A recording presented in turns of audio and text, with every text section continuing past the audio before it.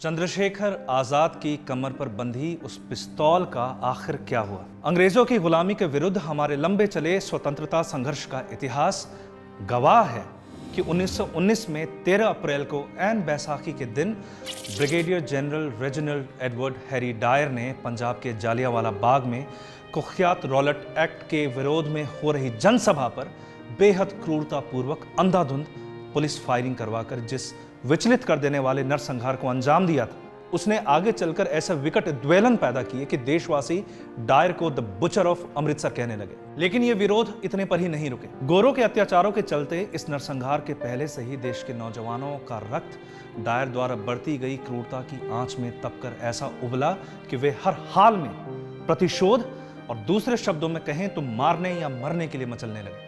फिर तो उनके अरमानों और आकांक्षाओं को मूर्त रूप देने के उद्देश्य से क्रांतिकारियों का आंदोलन सफल हुआ तो वो जल्द ही परवान चढ़ा और उसकी हमदर्दी में प्राय सारे देश में जनसभाओं का सैलाब सा उमड़ पड़ा। उत्तर प्रदेश के अवध अंचल की बात करें तो उसमें इन जन भावनाओं की शिनाख्त आज भी कठिन नहीं है। आप अवध के किसी भी जिले के किसी भी हजाम के सलून में चले जाइए, आपको वहां चंद्रशेखर आजाद, भगत सिंह, सुखदेव और राजगुरु जैसे क्रांतिकारी नायकों की तस्वीरें मिलेंगी। बातोनी हजाम आपको यह भी बता देगा कि हिंदुस्तान सोशलिस्ट रिपब्लिकन आर्मी के आखिरी सांस तक अपराजित रहे कमांडर इन चीफ आजाद के पास जो माउजर, जो पिस्तौल हुआ करती थी, उसे वे बेहद प्यार करते थे और बमतुल बुखारा कहकर उसे पुकारते थे।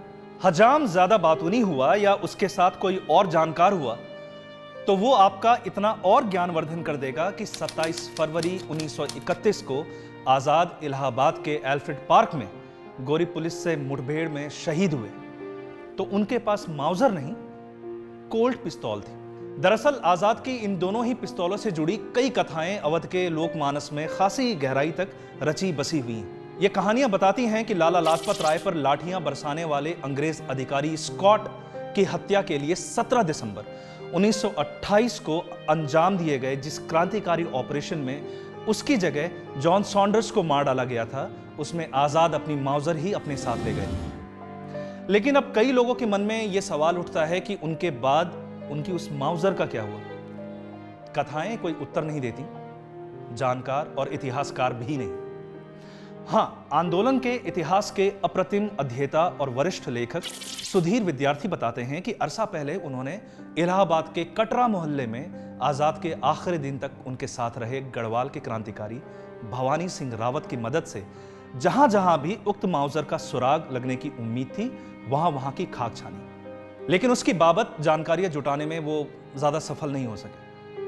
इस सिलसिले में वो एक दिलचस्प कहानी ये भी देते हैं कि 1977 में समाचार पत्रों में इस माउजर के इलाहाबाद के संग्रहालय से चोरी हो जाने की खबर छपी तो उन्हें बड़ी हंसी आई। कारण यह कि खबर छापने वाले समाचार पत्रों ने इस सवाल का जवाब देने की जरूरत भी महसूस नहीं की थी कि जो माउजर उक्त संग्रहालय में थी ही नहीं, वो चोरी कैसे की जा सकती थी। इस सवाल पर जाएं कि शहादत के वक्त आजाद के पास माउजर के बजाय कोल्ट क्यों थी, इस पर सुधीर विद्यार्थी बताते हैं कि कोल्ट के माउजर से छोटी होने के कारण कोल्ट को माउजर के मुकाबले आसानी से जेब में रखा और निश्चिंत हुआ जा सकता था कि वो किसी और को नजर नहीं आने वाला था। प्रसंगवश बाद में इलाहाबाद के अंग्रेज एसएसपी नट बावर की सेना निवृत्ति के वक्त गोरी सरकार ये कोल्ट उन्हें उपहार में दे दी और वे उसे अपने साथ इंग्लैंड ले गए थे। उनका दावा था कि एल्फ्रेड पार्क में आजाद को पहल उन्हीं की गोली लगी थी। बावर उन दिनों उत्तर प्रदेश शासन के पेंशनर हुआ करते थे और शायद इसी अधिकारी से बाद में आजाद की कोल्ट वापस लाने की मांग उठने पर इलाहाबाद के कमिश्नर मुस्तफी ने, जो बाद में लखनऊ विश्वविद्यालय के कुलपति भी बने, बावर को उसे लौटाने के लिए पत्र लिखा तो बावर ने उन्हें कोई जवाब देना तक गवारा नहीं किया था। बाद में उन्हें कोल्ट लौटाने के लिए मजबूर करने के लिए इंग्लैंड स्थित भारतीय हाई कमिश्नर की मदद भी ली गई और आखिर में वे इस शर्त पर इसके लिए राजी हो गए कि भारत द्वारा उनसे इनका लिखित अनुरोध किया जाए और अनुरोध के साथ साथ इलाहाबाद में आजाद के शहादत स्थल पर लगी मूर्ति का चित्र भी भेजा जाए। उनकी शर्त को स्वीकार कर लिया गया तो 1972 में यह ऐतिहासिक कोल्ट पिस्तल देश की राजधानी दिल्ली लौटी और 27 फरवरी 1973 को लखनऊ में क्रांतिकारी शचीन्द्र नाथ बख्शी की अध्यक्षता में हुए समारोह के बाद लखनऊ के संग्रहालय में रख दी गई। कुछ सालों बाद इलाहाबाद का नया संग्रहालय बनकर तैयार हुआ तो इस पिस्तौल को वहां भेज दिया गया। यहां जानना बेहद दिलचस्प है कि इलाहाबाद के, जिसका नाम अब प्रयागराज कर दिया गया है, सरकारी मालखाने में इस कोल्ट की बरामदगी का विवरण इस प्रकार दर्ज है। कोल्ट पिस्तौल, PTFA manufacturing company, Hartford city, America, patented April 20th 18977, दिसंबर 22 1903 मतलब 1903, Colt automatic calibre 32, rimless and smokeless. Sudhir Vidyarthi याद करते हैं कि आजाद की शहादत की अर्ध शताब्दी पर वे इलाहाबाद के रसूलाबाद घाट पर बनी उनकी समाधि पर फूल चढ़ाने गए थे।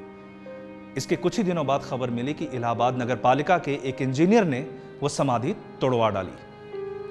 वो बताते हैं, युद्ध को भारतीय कहने वाले उक्त इंजीनियर की इस कारस्तानी के बाद लोगों को उन अंग्रेज एसएसपी नट बावर की बहुत याद आई थी, जिन्होंने आजाद की कोल्ट पिस्तौल लौटाने के लिए लिखित अनुरोध पत्र के साथ उनके शहादत स्थल पर स्थित उनकी प्रतिमा के चित्र की मांग की थी। यह कैसी विडंबना है कि आजाद जैसे शहीद देश के लिए अपने अप्रतिम बलिदान के बावजूद इस इंजीनियर जैसे भारतीयों में अपनी यादों के प्रति वैसी श्रद्धा नहीं जगा पाए जैसी उन्होंने अपनी शहादत कवायस बने नट बावर जैसे अंग्रेज पुलिस अधिकारी से दो दो हाथ करके जगाई थी। लेकिन वीर पुरुष और उनका पौरुष कभी नहीं मरा करता। वो आजाद थे, आजाद हैं और आजाद ही रहेंगे। ये थी कहानी चंद्रशेखर आजाद की। ऐसी और कहानियां सुनने के लिए हमारे साथ जुड़े रहें। कोई खास कहानी आप सुनना चाहते हैं तो कमेंट बॉक्स में प्लीज़ मेंशन करें। इस वीडियो को लाइक करें, शेयर करें, हमारे चैनल धांसू को सब्सक्राइब करें। मिलते हैं। Thank you.